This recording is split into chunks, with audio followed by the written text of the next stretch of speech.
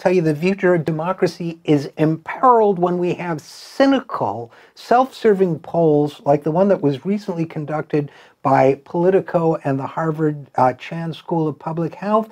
This was a poll that purportedly found that Republicans and Democrats alike overwhelmingly support strong government action on drug prices, except that when they're told what the drug companies might do, then that poll erodes. And it's being presented to show that Democrats support, the public's support for restraining drug prices is somehow thin, that they just don't understand the consequences. This is the most cynical poll I've ever seen. For example, everybody favors, 90% favor the federal government negotiating with drug companies, but that drops to 42% when, according to the slanted question, even if it meant some pharmaceutical companies might stop selling certain prescription drugs to seniors through Medicare because of these lower prices. That will never happen in the real world, first of all, and we can get to that in a second,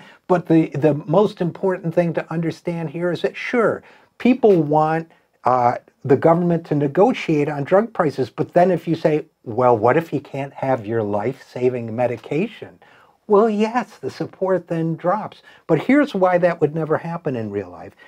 Again, the federal government should negotiate with drug prices. Now, both parties in a negotiation want to succeed, and anybody who manufactures a drug that goes to seniors does not want to lose the enormous market that Medicare represents, so they will do a deal. So this entire premise is phony. It is a phony poll. What's more, if they didn't play along with it, if for some reason the drug companies said, no, we're not going to sell our drugs to the government, Medicare can't have it, the VA can't have it, Medicaid can't have it, the government has many tools already at its disposal to ensure that other people could manufacture the very same medication. That law is in place. It's called the Bayh-Dole law. It was a bipartisan law sponsored by a Republican and a Democratic senator. So I don't know the history of this poll. I don't know the funding of this poll, but I do know this.